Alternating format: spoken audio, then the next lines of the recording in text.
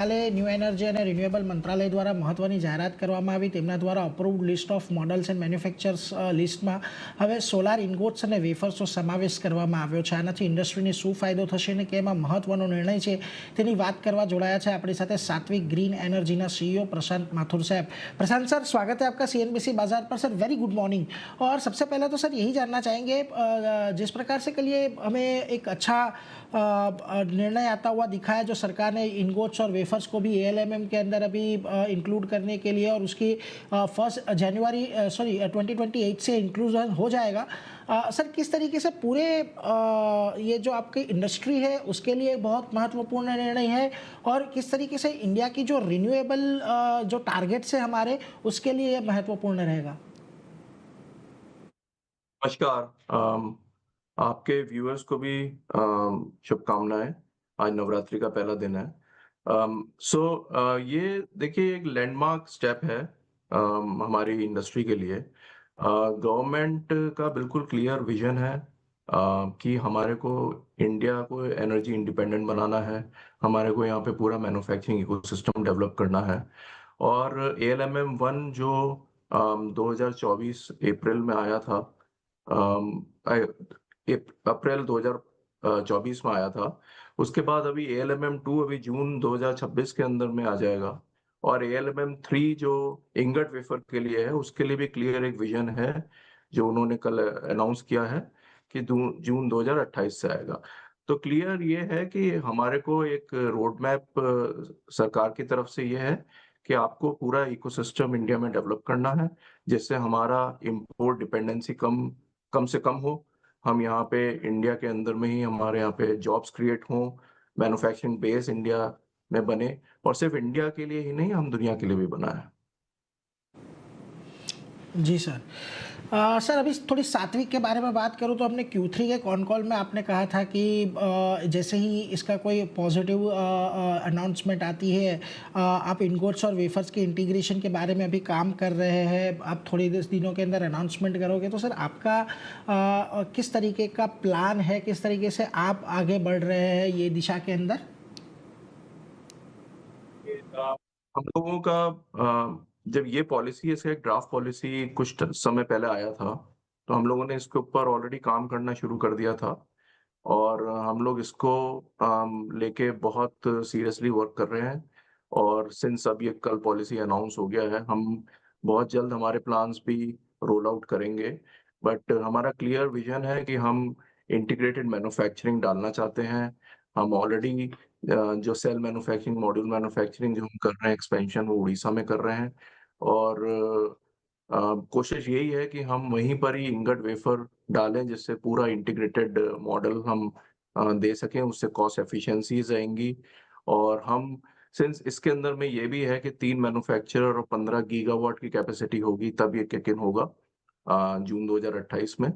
सो हम चाहते हैं कि हम उस समय पे हम तैयार हों और इसके अंदर में हम भागीदारी कर सकें। जी सर, एक चीज़ ये भी जाननी थी कि ये एएलएमएम लिस्ट में आ जाने से आपके लिए, पर्टिकुलरली सात्विक के लिए, कितनी बड़ी अपॉर्चुनिटी हो सकती है आने वाले समय में? जैसे आपने कहा आप अब रेडी है और तो थोड़े दिनों में इंटीग्रेशन में भी आप काम करेंगे, तो सर ये इन टर्म्स ऑफ ग्रोथ ये कितनी बड़ी अपॉर्चुनिटी आपके लिए बन सकती है आने वाले समय में?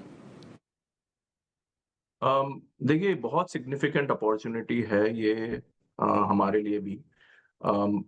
उसका रीज़न ये है कि जो आने वाले टाइम में है, वो अगर आप एएलएमएम के अंदर में आप लिस्टेड हैं, तो ही आप मॉड्यूल बेच पाएँगे। और जितने भी छोटे मैन्युफैक्चरर्स हैं, वो सब या तो वो बैकवर्ड इंटीग्रेट करें, बट ये काफ़ी कैपिटल इंटेंसिव है इंगट वेफर मैन्युफैक्चरिंग।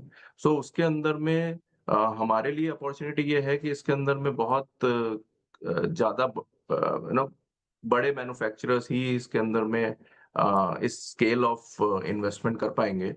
और इससे क्वालिटी कंट्रोल के अंदर में कॉस्ट कंट्रोल करने का बहुत मौका मिलेगा।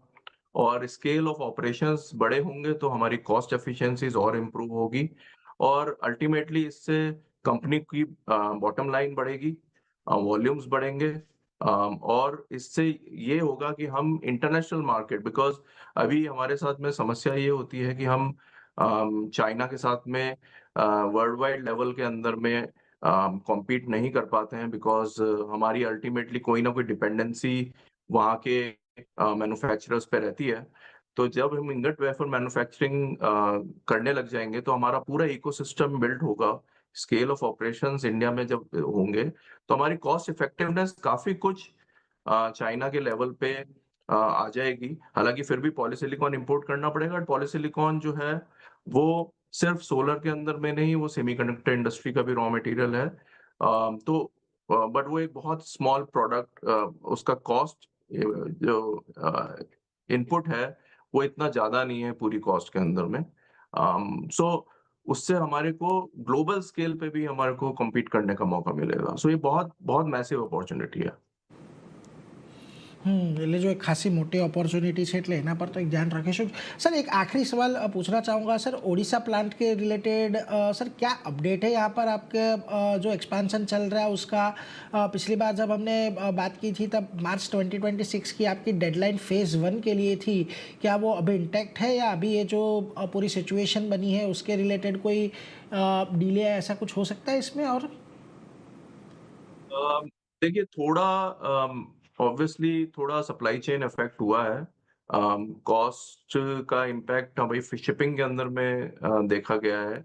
बट हमारा प्रोजेक्ट जो है वो फर्स्ट क्वार्टर के अंदर में हम लोग FY27 के अंदर में हम लाने वाले थे। तो वो हमारा जो प्रोजेक्ट है वो टाइमलाइंस के हिसाब से ही चल रहा है।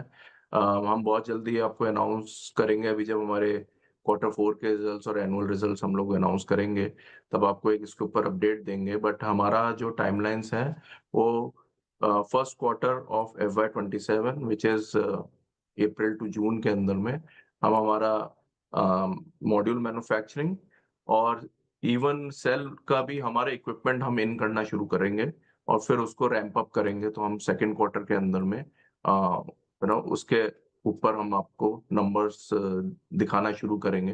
हालाँकि असली नंबर्स जो हैं वो second half of the year के एंड के उस बिगिनिंग में आने लग जाएँगे।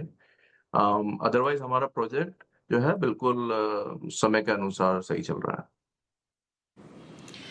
जी प्रशांत सर, उसी के साथ thank you very much sir, हमारे साथ जुड़े, इतनी इन डिटेल्स आपने हमारे साथ डिस्कशन किया और इंडस्ट्री इनसाइट्स ये जो निर्णय आया उसके ऊपर हमने हमारे साथ शेयर की.